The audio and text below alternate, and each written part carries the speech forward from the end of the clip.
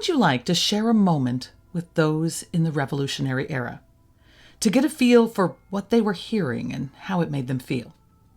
Well, I want you to step with me to the night of December 23rd, 1776. It is the night George Washington ordered the words I am about to share with you to be read aloud to an army on the brink.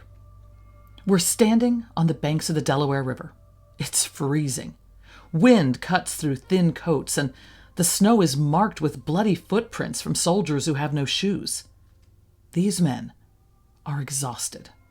For months they've been retreating, driven from New York, pushed across New Jersey, and chased mile by mile by the most powerful army in the world. That British force is led by General William Howe, the commander-in-chief of all the British troops in North America. To Washington's soldiers, Howe just isn't a name. He is the man who has defeated them again and again. The man whose redcoats seized their towns. The man whose army feels unstoppable. And now, in just a few days, on January 1st, the enlistments of many of these men expire.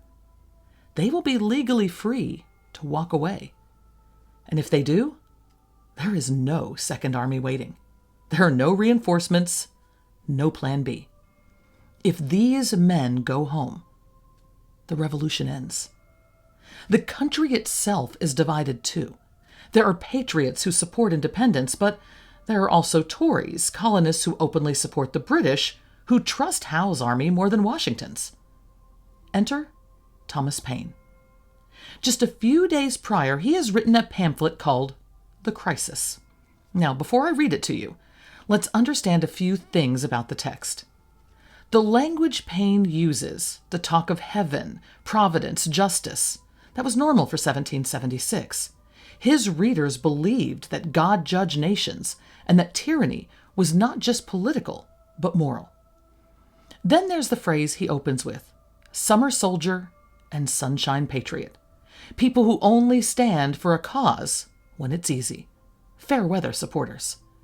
Paine uses that phrase to challenge the men who are thinking of giving up. So now, imagine yourself standing among the soldiers. It's dark. It is bitterly cold. The river beside you is beginning to freeze, and you don't know that in 2 nights you'll be crossing this river and strike a blow at Trenton that will change the course of the war. All you know is that your hope is thin, your body is exhausted, and the enemy, Howe's army, it's out there. It is stronger and closer than you want to believe. That's when Washington orders a reading, not of military orders, but of this pamphlet written by Paine. Paine wrote it to reach men exactly like these, discouraged, frightened, unsure if the cause is even still alive. Pamphlets were the viral messages of the 18th century. They were quickly printed, quickly spread. And the crisis was meant to be a spark dropped onto a cold tinder. So stand there with them. Feel the fear. Feel the cold. Feel what it meant to face the end of the revolution.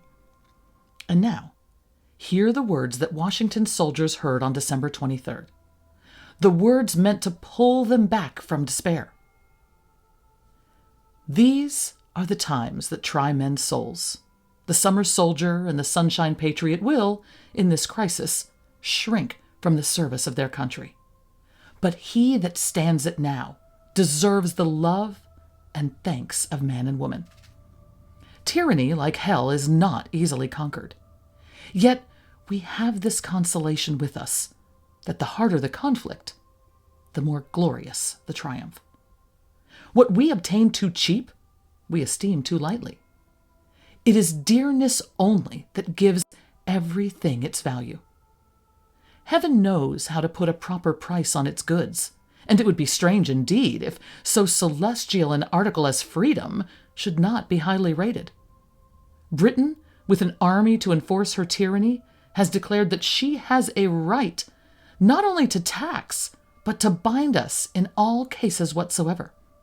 And if being bound in that manner is not slavery, then is there not such a thing as slavery upon earth? Even the expression is impious, for so unlimited a power can belong only to God. Whether the independence of the continent was declared too soon or delayed too long, I will not now enter into as an argument. My own simple opinion is that had it been 8 months earlier, it would have been much better. We did not make a proper use of last winter, neither could we, while we were in a dependent state. However, the fault, if there were one, was all our own. We have none to blame but ourselves. But no great deal is lost yet. All that Howe has been doing for this month past is rather a ravage than a conquest, which the spirit of the Jerseys a year ago would have quickly repulsed, and which time and a little resolution will soon recover. The present winter is worth an age, if rightly employed. But, if lost or neglected, the whole continent will partake of the evil. And there is no punishment that man does not deserve, be he who, or what, or where he will, that may be the means of sacrificing a season so precious and useful.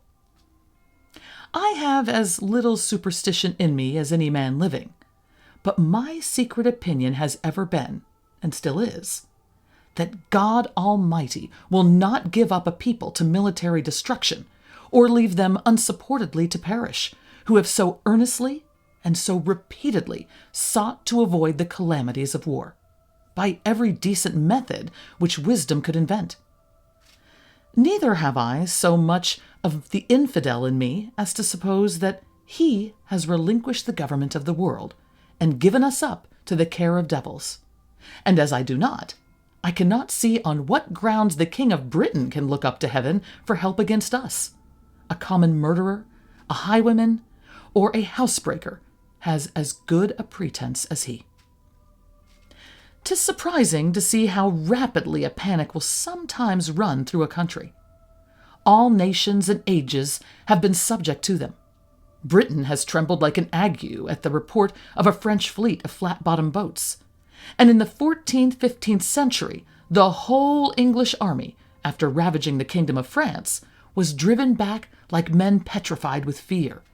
And this brave exploit was performed by a few broken forces collected and headed by a woman, Joan of Arc. Would that heaven might inspire some Jersey maid to spirit up her countrymen and save her fair fellow-sufferers from ravage and ravishment. Yet panics, in some cases, have their uses. They produce as much good as hurt. Their duration is always short. The mind soon grows through them and acquires a firmer habit than before. But their peculiar advantage is that they are the touchstones of sincerity and hypocrisy, and bring things and men to light which might otherwise have lain forever undiscovered.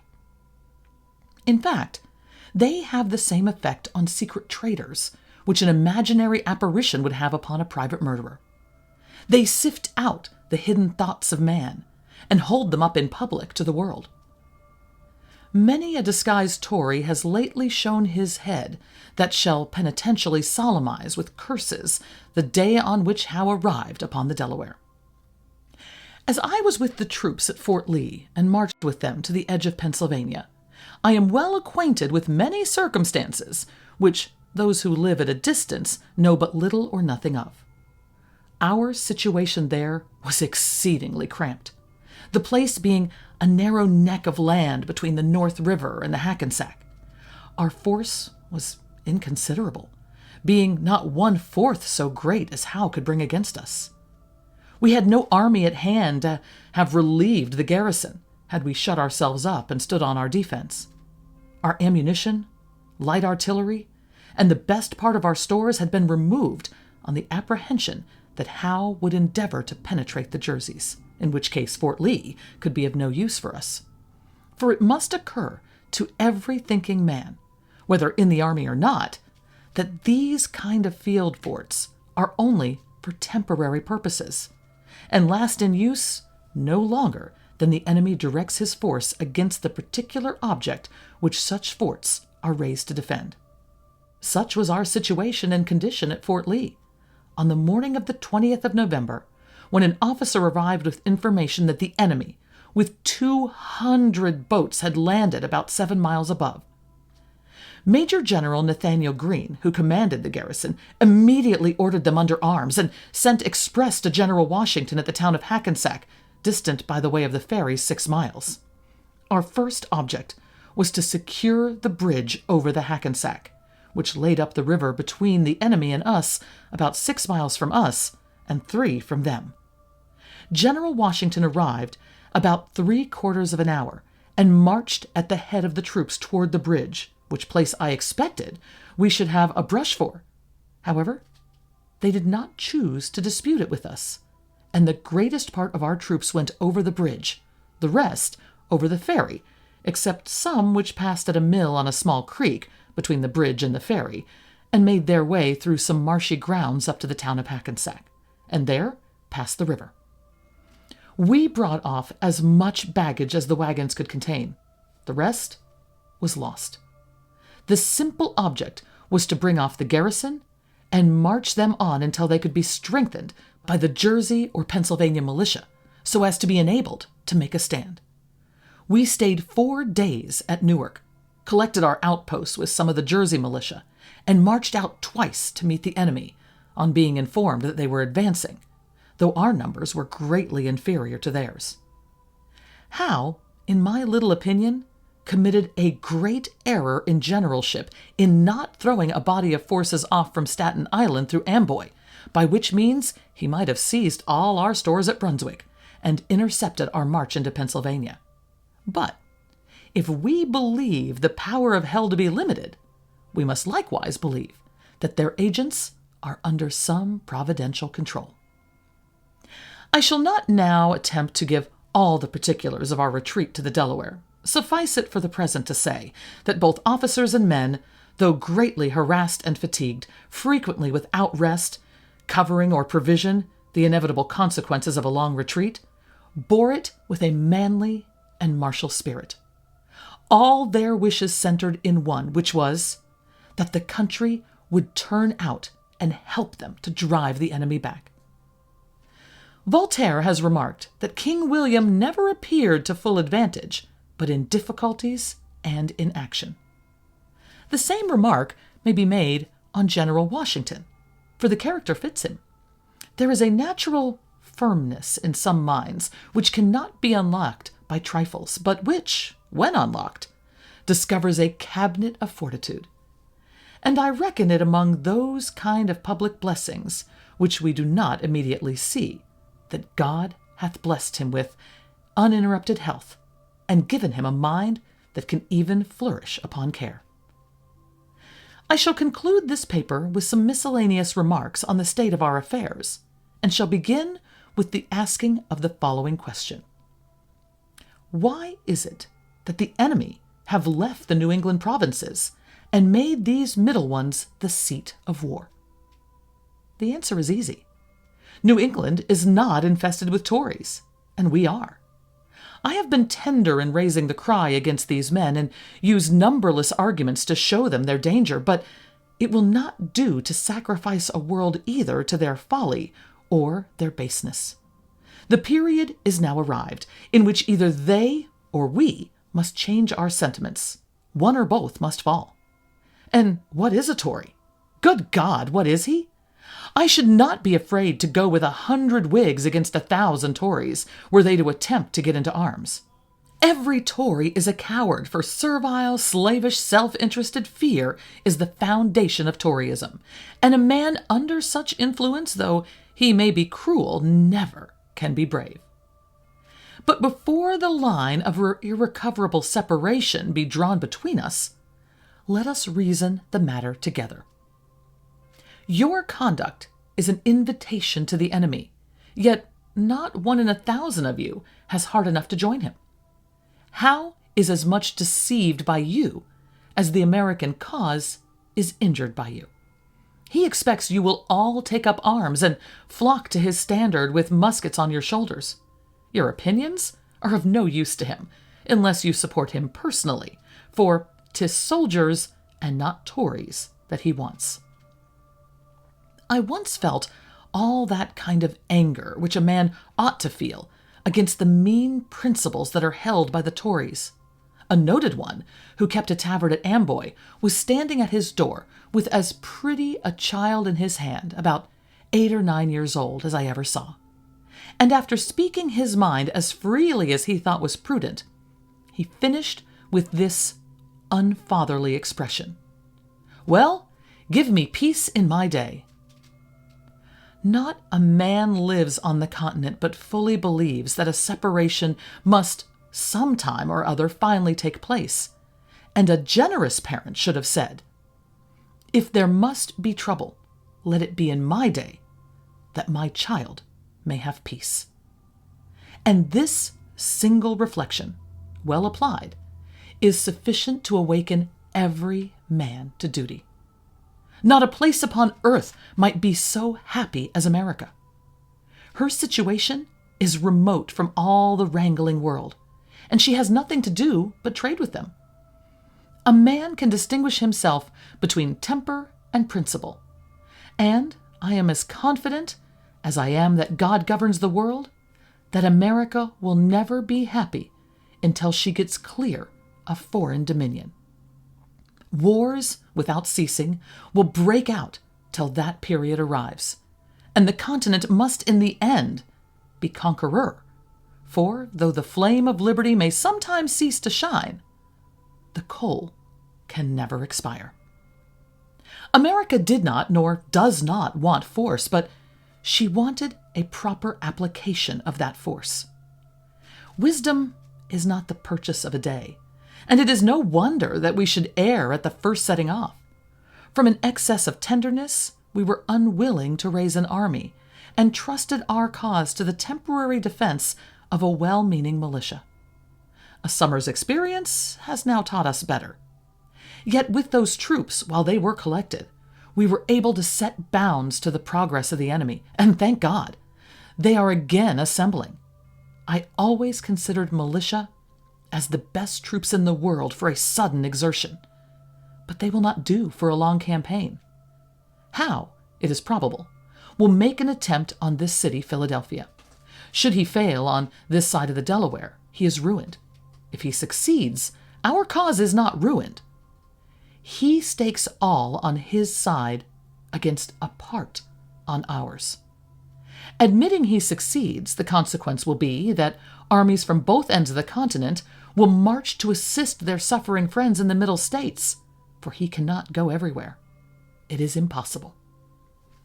I consider Howe as the greatest enemy the Tories have. He is bringing a war into their country, which, had it not been for him and partly for themselves, they should have been clear of. Should he now be expelled, I wish with all the devotion of a Christian that the names of Whig and Tory may never more be mentioned.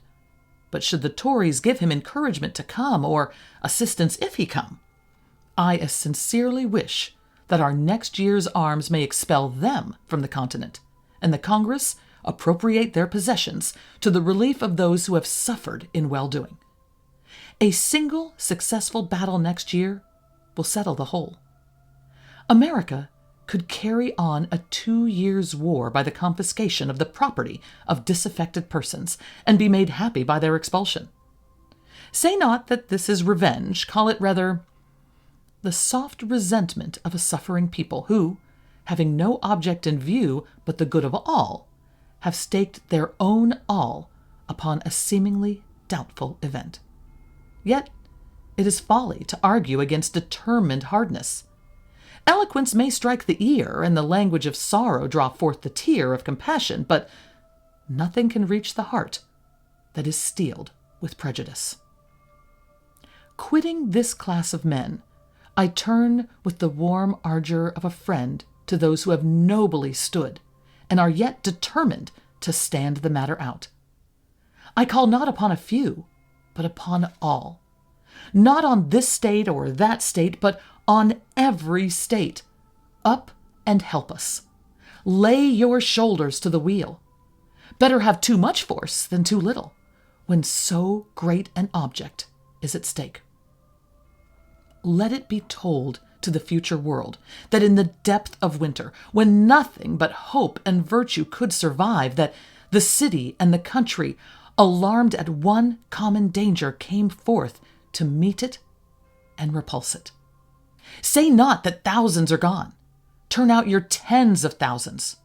Throw not the burden of the day upon Providence, but show your faith by your works, that God may bless you. It matters not where you live or what rank of life you hold.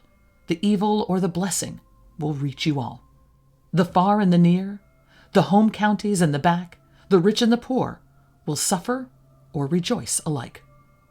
The heart that feels not now is dead. The blood of his children will curse his cowardice, who shrinks back at a time when a little might have saved the whole and made them happy. I love the man that can smile in trouble, that can gather strength from distress and grow brave by reflection. 'Tis the business of little minds to shrink, but he whose heart is firm and whose conscience approves his conduct will pursue his principles unto death. My own line of reasoning is to myself as straight and clear as a ray of light. Not all the treasures of the world, so far as I believe, could have induced me to support an offensive war, for I think it murder. But if a thief breaks into my house, burns and destroys my property, and kills or threatens to kill me or those that are in it, and to bind me in all cases whatsoever to his absolute will, am I to suffer it?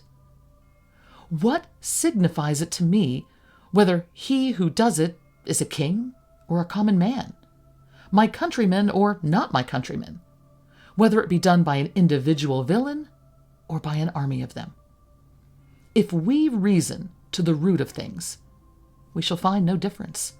Neither can any just cause be assigned why we should punish in the one case and pardon in the other. Let them call me rebel, and welcome. I feel no concern from it. But I should suffer the misery of devils were I to make a whore of my soul by wearing allegiance to one whose character is that of a sottish, stupid, stubborn, worthless, brutish man. I conceive likewise a horrid idea in receiving mercy from a being who at the last day shall be shrieking to the rocks and mountains to cover him, and fleeing with terror from the orphan, the widow, and the slain of America. There are cases which cannot be overdone by language, and this is one. There are persons, too, who see not the full extent of the evil which threatens them. They solace themselves with hopes that the enemy, if he succeed, will be merciful. It is the madness of folly to expect mercy from those who refused to do justice, and even mercy, where conquest is the object, is only a trick of war. The cunning of the fox is as murderous as the violence of the wolf, and we ought to guard equally against both. Howe's first object is, partly by threats and partly by promises, to terrify or seduce the people to deliver up their arms and receive mercy. The ministry recommended the same plan to Gage, and this is what the Tories call making their peace. A peace which passeth all understanding indeed. A peace which would be the immediate forerunner of a worse ruin than any we have yet thought of. Ye men of Pennsylvania, do reason upon these things. Were the back counties to give up their arms, they would fall an easy prey to the Indians who are well armed. This, perhaps, is what some Tories would not be sorry for. Were the home counties to deliver up their arms, they would be exposed to the resentment of the back counties, who would then have it in their power to chastise their defection at pleasure. And were any one state to give up its arms, that state must be garrisoned by all Howe's army of Britons and Hessians to preserve it from the anger of the rest. Mutual fear is the principal link in the chain of mutual love, and woe be to that state that breaks the compact. Howe is mercifully inviting you to barbarous destruction, and men must be either rogues or fools that will not see it. I dwell not upon the vapors of imagination. I bring reason to your ears, and in language as plain as ABC, hold up truth to your eyes. I thank God that I fear not. I see no real cause for fear. I know our situation well, and can see the way out of it. While our army was collected, Howe dared not risk a battle, and it is no credit to him that he decamped from the White Plains and waited a mean opportunity to ravage the defenseless Jerseys. But it is great credit to us that, with a handful of men, we sustained an orderly retreat for near 100 miles, brought off our ammunition, all our field pieces, the greatest part of our stores, and had 4 rivers to pass. None can say that our retreat was precipitate, for we were near 3 weeks in performing it, that the country might have time to come in. Twice we marched back to meet the enemy, and remained out till dark. The sign of fear was not seen in our camp, and had not some of the cowardly and disaffected inhabitants spread false alarms through the country, the Jerseys had never been ravaged. Once more, we are again collected and collecting. Our new army at both ends of the continent is recruiting fast, and we shall be able to open the next campaign with 60,000 men, well armed and clothed. This is our situation, and who will may know it. By perseverance and fortitude, we have the prospect of a glorious issue. By cowardice and submission, the sad choice of a variety of evils. A ravaged country, a depopulated city, habitations without safety, and slavery without hope. Our homes turned into barracks and body houses for Hessians, and a future race to provide for whose fathers we shall doubt of. Look on this picture and weep over it. And if there yet remains one thoughtless wretch who believes it not, let him suffer it unlamented. When the final words of Paine's pamphlet faded into the cold air, the army did not cheer. They did not shout. They did not beat drums or stamp frozen feet in applause. They simply stood there. Snow drifted between the ranks. Breath rose like smoke. Muskets leaned against shoulders grown thin with hunger, fatigue, and months of retreat. But something had changed. It was small, quiet, almost invisible, but unmistakably real. The pamphlet had been read to them as soldiers, but it reached them as men. For Paine had not written it to flatter them. He had written it to challenge them, to accuse them even if they dared shrink from the test before them, to remind them that history would not remember excuses, only whether they stood their ground. These men, shoeless, shivering, exhausted, heard themselves described in words that cut and healed at the same time. These are the times that try men's souls. No one needed to explain what that meant. They were living it. The pamphlet stripped away illusions. No reinforcements were marching to save them. No foreign hero would ride over the hill. The cause lived or died with the men hearing these words in the snow. And yet, Paine also told them something else, something Washington desperately needed them to believe. That their suffering, it meant something. That their endurance mattered. That victory could grow from a moment that looked to the outside world like collapse. That night, many soldiers later said those words became a kind of fire inside them. Faint, but steady. A fire that pushed them into the boats on Christmas night. A fire that drove them through sleet and snow. A fire that held them upright on the streets of Trenton when the fighting began. And after the war, years later, some of those same men said they remembered the cadence of Paine's sentences more clearly than the boom of cannon, because that was the moment the war turned.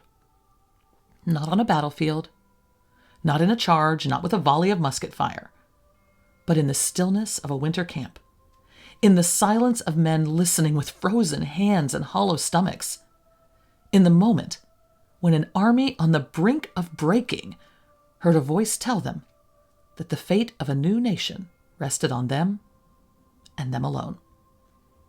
Paine didn't give them food or shoes. He offered no warm coats or blankets, but he gave them a reason. And sometimes a reason is enough to move mountains or to cross an ice-choked river in the dead of night toward a town called Trenton and the turning of the American cause. If you enjoyed this video, I invite you to please like it and subscribe to the channel. It helps more than you know, and it will allow me to keep bringing these forgotten moments of history back to life.